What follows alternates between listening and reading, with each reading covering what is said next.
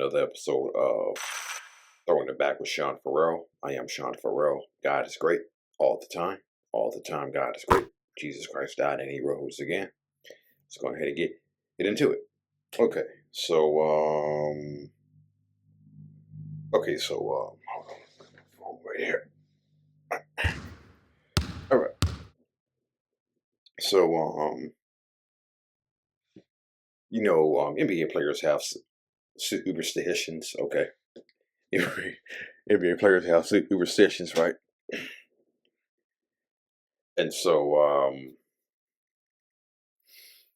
and when I say NBA players have superstitions, I started chuckling a little bit because I thought about Charles Barkley's superstition. Okay,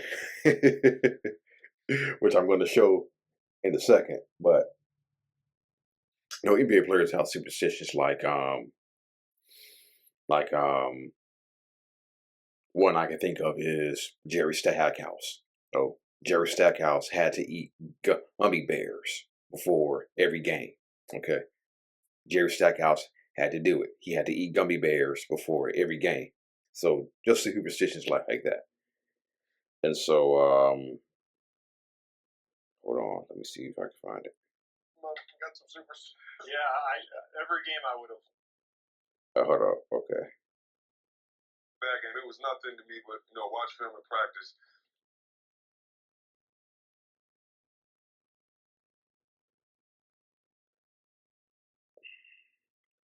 There we go. Okay. So NBA players have superstitions, like I said, and I was watching an episode of NBA Open Court, and I just fell out laughing. At some of the superstitions that Chris Webber, Steve Kerr, Steve Smith, Shaq, Barkley, Kenny Smith had. Okay, I just fell out laughing at some of these superstitions that they had, and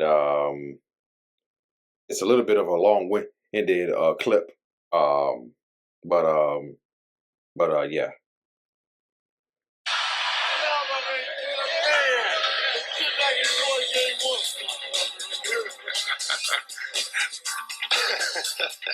Reggie will just start there. What was that? David Benner. Yeah. PR guy for the... So how did that all start, and what was being said back and forth? You yelling at him, he yelling at you? What was going on? I had a few bad games, and obviously him being his PR self came up to me and said, I guess you only play good when people talk bad about you. I was like, you know what? You're right. We're going to start this. So I started to get in his face and say, yeah, but you're not one of those players that can talk crap to me. So the camera started watching us doing that, and we just started adding to it, because then I would start cussing him out. You got bad breath. Your dentures are showing. Why don't you get a haircut? That's why your wife left you. And we just started doing all this. I would flick his nose and all like that, and it became a ritual. Were there guidelines about how far you could go? No, I could say whatever I wanted. And then he would hand me a Diet Coke. I would swig it, and then go out and take a shot. Did he say anything back? He would never say anything. He just took it like he's supposed to just take it. Okay. So anyway, I'm afraid. Really no smooth transition to Kenny Smith, but take it, please. I wouldn't call them superstitions. I would call them routines. And it's funny because I talked to Charles, and he's the exact opposite. So we might going to go to him. Like, I really wanted to take the same routine every day. And, I would want to drive the same way, leave the same time, get into the arena the same time, tie my shoes the same way. I don't think I was superstitious because I never did it any other way. So I don't know if I ever did it the other way, how I would have felt. Because you were so superstitious, I just kept my routine the same all the time. That's how New York state of mind. Right, exactly. I was opposite of you, because if I played a good game or anything, I didn't want anything to have power over me. So if I have to take the wrong way, if I have to put on somebody else's shoes, I just wanted it to stick with me. Anytime, anywhere. What they say, we'll play you anytime, anywhere. That's how I wanted to be. So if I had a good game, bad game, it was nothing to me but watch film and practice. because I just felt like people give power to superstition. That means your practice don't work. That means you can do everything right, but you don't tie your shoe first. You know, the day's going. I just didn't dig that. I tried to develop a superstition. So that's a superstition in itself, though. It is. My superstition was not to be superstitious, which is totally ridiculous. I tried to develop. Damn, thank you. We're on the same team. Oh no! You up here like that's totally. No, we got to take potato now. Yeah, we did. Oh my God! What do you think we've been doing the last 2 days? There are cameras over here. We're not live. See, they're not live. Today on NBA Uncut. See what you're wearing on your shirt? All the microphones. Yeah, so those are a few of the superstitions that some of the NBA players, some of the legends of the game had. You know what I'm saying? So, Shaquille O'Neal was a bad free throw shooter. Okay, and so Shaquille O'Neal is about to say what his superstition was. Do you have any superstitions there, big fella? I tried to develop a superstition on the free throw line. So when I would hit It didn't one, work. That doesn't work here. anyway, before I was really interrupted. You were really interrupted. And then when I make one, I try to do the same thing. But then when I missed, then I would have to change it up again. But other than that, I would have to have 4 pieces of gum right before the game, put the gum under the seat. I'd have to wear 2 pair of socks, and I would have to drive the same way every day. And you know what? It does have power over you because, like, if I miss one of those things, like, I always felt I was going to have a bad game. So every time you miss the free throw, you got a new superstitions. You got a lot of superstitions. First of all, I shot 57%. That means miss one and make one. Cut it out. I wasn't that First of all, bad. that'd be 50%. Whatever. It's in the neighborhood. 0.7 to it, yes. Did you ever do the same thing night in, night out? No, I never. You know, Never ate the same thing for pregame meal? No, he never did. First of all, He ate everything. that was there. No. Listen, in my heyday, Here it comes, y'all. People Here it talk, comes. Here it comes. What do you eat for a pregame meal? I said, well, 2 fish fillets, a large fried, a Diet Coke. That's what I had. Or I would go to Kentucky Fried Chicken pregame and get 4 legs, a mashed potato. Good Lord. I did. Whoa. That's 4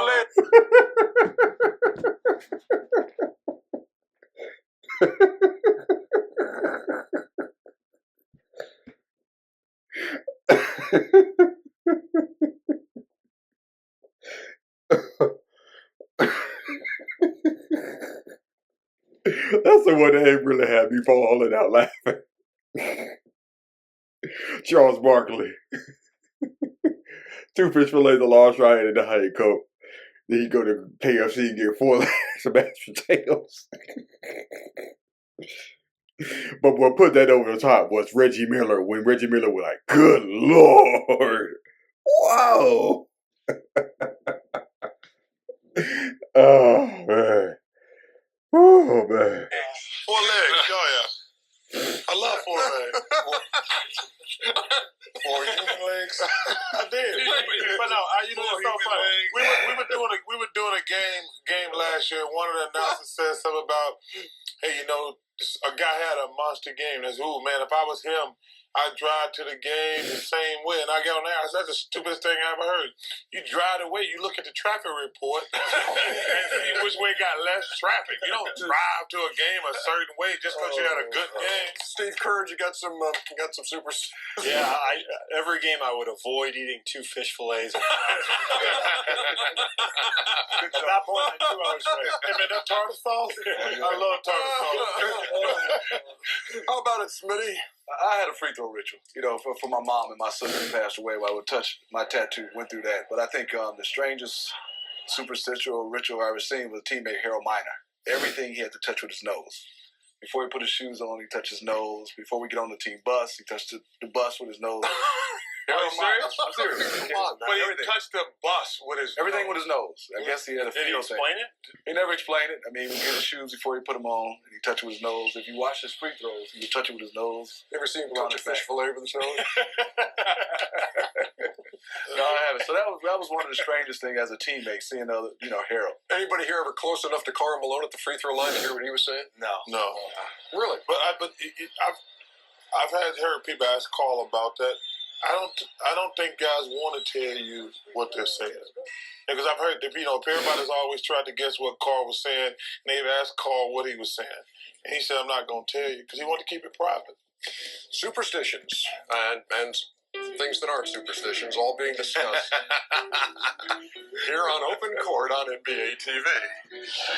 And then NBA. Yeah, so man, that was too funny listening to the players talk about what their superstitions were. Okay, and so moving on.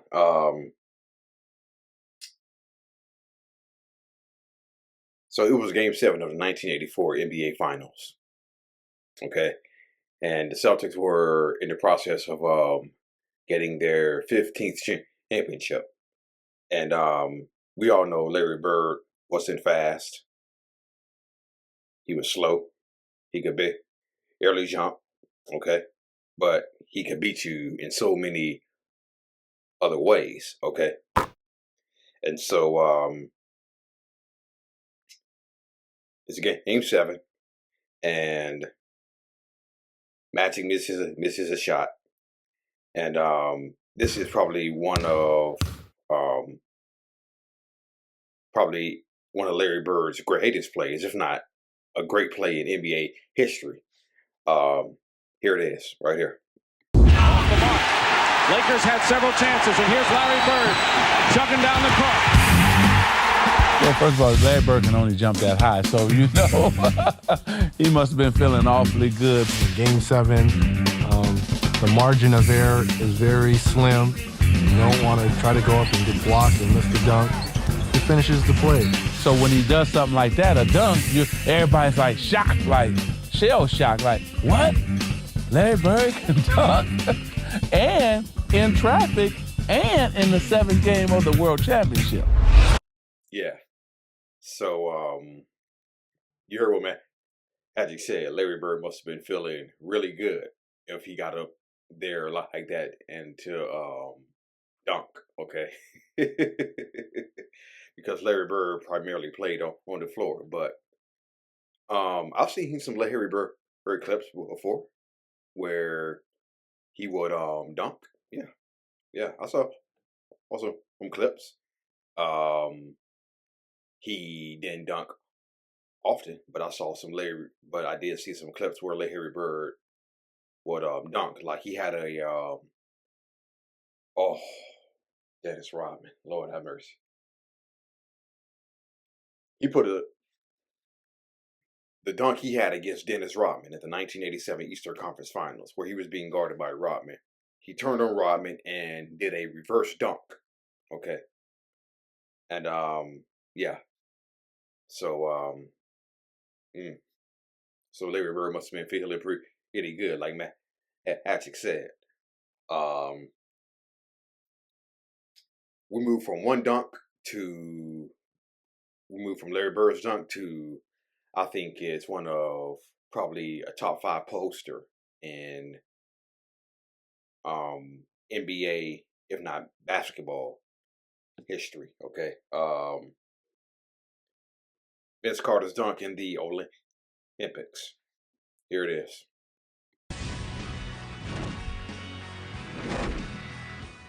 Number 1, Vince Carter on Frederick Weiss. Bump him a bit, slow him down, which he did, but Payton still goes right at it, misfires. Bonato gets with a sloppy pass. Carter inside. And the crowd responds to a spectacular dunk from Vince Carter. Just look at this spectacular takeoff. He jumped over his head. I mean, Frederick Weiss, you got to know, man, a guy's coming to do that, you got to take a foul. And they just want to love Vince Carter here. This guy has so much talent. That's like something that was set up in a slam dunk contest. Look at this. He scissored over his head. It's almost like, where did he go?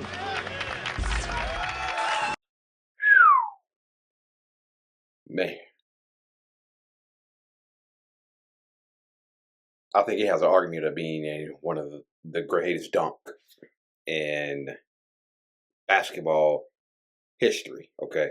And we've seen Michael's, we've seen Dominique's, we've seen Kobe's, but the way Vince Carter threw that dunk down over Frederick Weiss, if I had that right.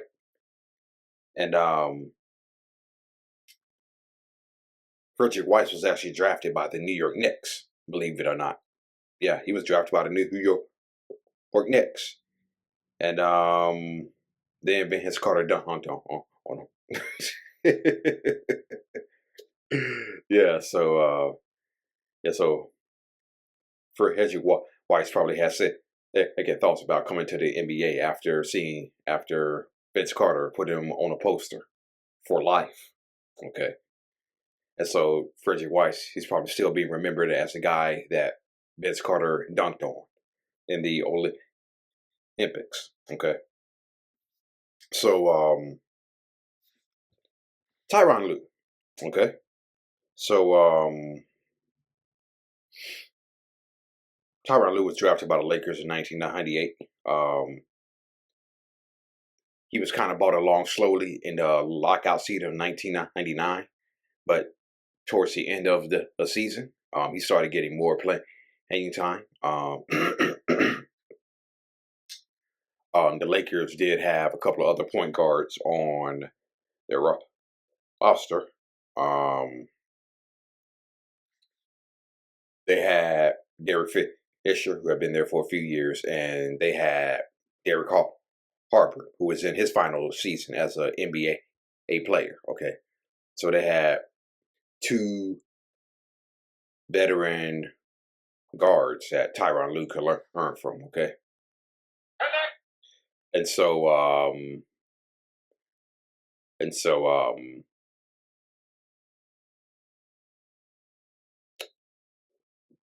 Harper was the starting guard. No. My bad. Fisher. I think it was either Fisher or Harper who was the starting guard that whole year. And then the Lakers were getting too much out of Derek Harper or Derek Fisher during the Spurs series, in which they were swept in 1999. Okay. So they brought in Tyron Lue. Okay. They brought in Tyron Lue for Game 4. Okay. And he played pretty well. He had 11 points, had a couple of assists, and and not many people know this, but Tyron Lue actually scored the last points in the Great Western Forum because the forum closed after that year. Okay. So Tyron Lue scored the last points of the Great Western Forum. Okay. And so there's a little bit of history right there. And so hold on. Okay. And so so there's a little bit of history there. Then Phil Jackson comes in. And basically he doesn't even make the playoff roster in 2000. And so hang on.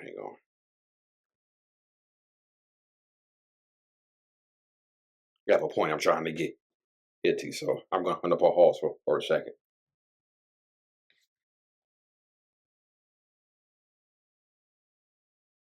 Okay, so Phil Jackson comes in 2000. He's not on the playoff roster, but he's on the playoff roster for 2001. Okay, and he was ecstatic to make the playoff roster in 2001. which is probably the reason why he signed with the Washington Wizards. He played with MJ, okay? And so, game 1 of the 2001 NBA Finals, Allen Iverson is just having his way with Derek Fisher the whole series. And midway through the third quarter, Allen Iverson had 38 points, okay? He had 48 for the game, okay? And everybody remembers the step-back shot against Tyron Lue and stepping around Tyron Lue, okay? But Derek Fisher was getting torched by Allen Iverson. And so Phil Jackson, being the gambler that he is, Phil Jackson had a little bit of an idea to try to slow down Iverson. Here it is. Yeah, after getting up and getting that 11-point lead, we just fell apart. They got 4 layups in the process. In a desperate move, Phil Jackson assigned the only player smaller than Iverson to guard him. Now they bring in Tyron Lue to guard Iverson. Good luck. Good luck, Tyron. I'll send you a card. But the gamble worked, as Tyron Lue sparked the Lakers' comeback. They wait for Iverson. Lue with a steal. Cruises for the layup. And it's all Tyron Lue. Lue handles it, gaining confidence by the minute. Ball in low to Shaq, out to Lue. Shoot it, kid, and make a 3. He didn't. Oh, look what the Lakers have found. Is this Christmas morning or what? By the time 5 minutes were left, the Lakers had come all the way back to tie the game. Shaq, though, doesn't miss. He's got their last pass. Yeah. So that was the idea Phil Jackson had to slow down Iverson. And it worked. And it worked. And it worked. Although Allen Iverson would have the last laugh. Allen Iverson would have the last laugh in game 100, right? He hit, the game went to overtime. He hit a 3-pointer. He hit a critical 3-pointer in the overtime. And then, of course, the famous jumper he had over top Lue. Then he steps around to Lue, okay? So Allen Iverson had the last laugh, but Tyron Lue, yeah, he was a pretty good NBA player. As a matter of fact, Chauncey Billups says Tyron Lue was one of his toughest matchups. NBA Hall of Famer Chauncey Billups calls Tyron Lue one of his toughest matchups. Okay, so yeah. All right, that's it, and that's all for Throwing It Back with Sean Farrell. I am out of here. Peace out. Yes, you will. TunePocket.com.